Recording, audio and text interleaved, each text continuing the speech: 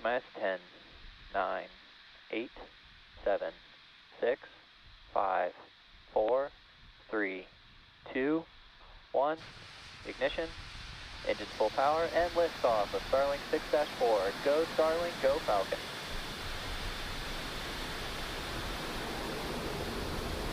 Falcon 9, pitching down range. Stage 1, chamber pressure nominal.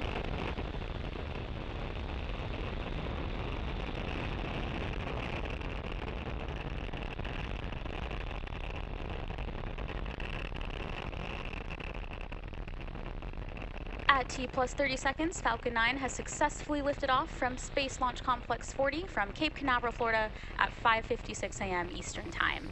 The next major milestone coming up is max Q, which is when the vehicle experiences the greatest amount of external stresses as it ascends through the Earth's atmosphere.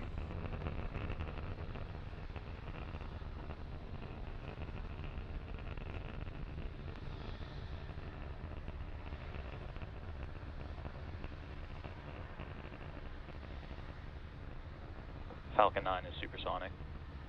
And Falcon 9 is now traveling supersonic, meaning it is going faster than the speed of sound. Max Q.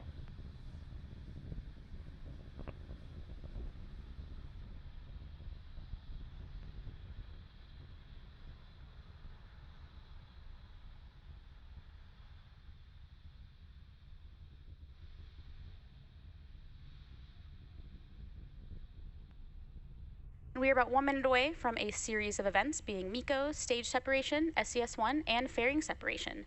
MECO stands for main engine cutoff, which is when all 9 Merlin engines will shut down in preparation for stage separation.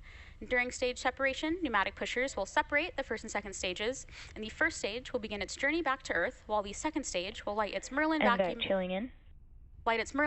engine, marking second engine start 1, to propel our Starlink satellites to their planned orbits.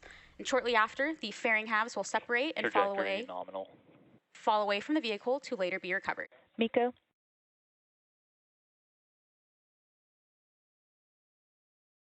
Stage separation confirmed.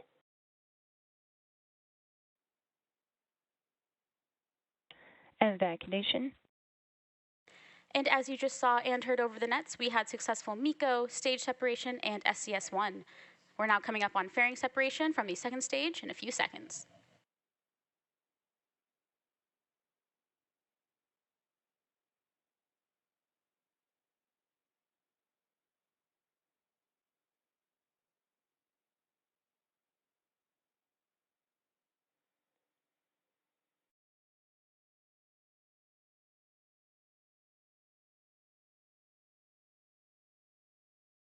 Fairing separation confirmed.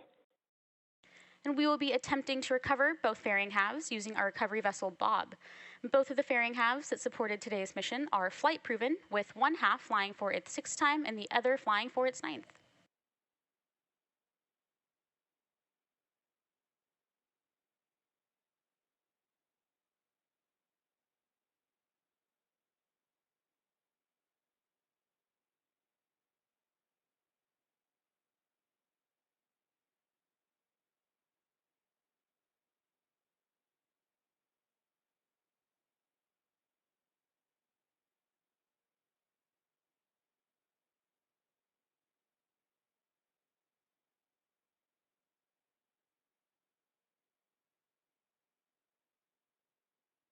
And currently, the first stage is on its way back to Earth towards our drone ship, just read the instructions. And the MVAC engine attached to the second stage is continuing its burn, which will last for another several minutes. Both stages continue on nominal trajectories.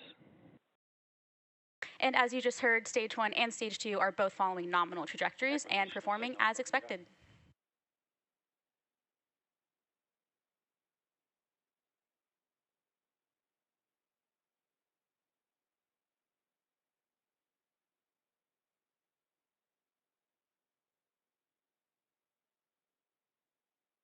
And coming up next in the mission is entry burn on the first stage, which is the first of 2 burns it will go through in preparation for landing.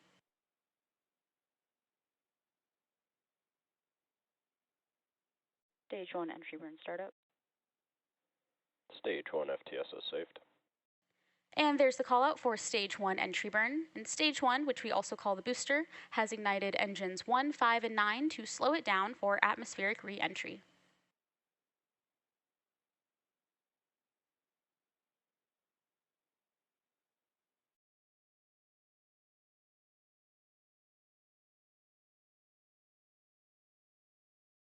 Stage 1 entry burn shut down. And you just heard the call out that the entry Stage burn 2 FTS is saved. that the entry burn on the first stage has completed. And the next major milestone coming up will be the beginning of our Stage 1 landing burn, where a single Merlin engine is lit up to scrub Falcon's last bit of velocity before touching down. And as you can see on your screen, we have 2 out of Falcon's 4 grid fins in view on the left, and they measure 4 feet by 5 feet and help us guide the booster to its landing site by actively changing the vehicle's center of pressure. And we can expect that last landing burn to begin in about a minute from now. Nominal.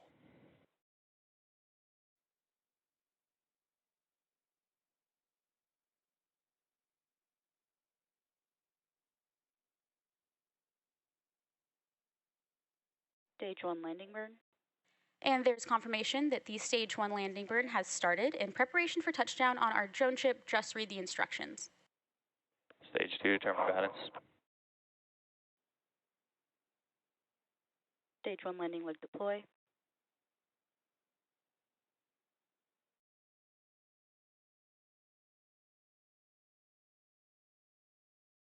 Stage 1 landing confirmed. And this Falcon 9 first stage has now successfully launched and landed for the 3rd time, and we're now coming up on second engine cutoff.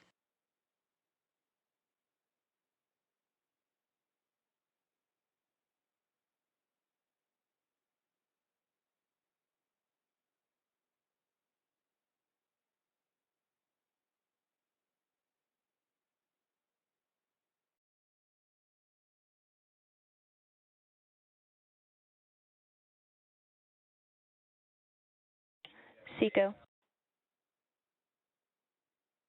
Expected loss of signal, Cape Canaveral.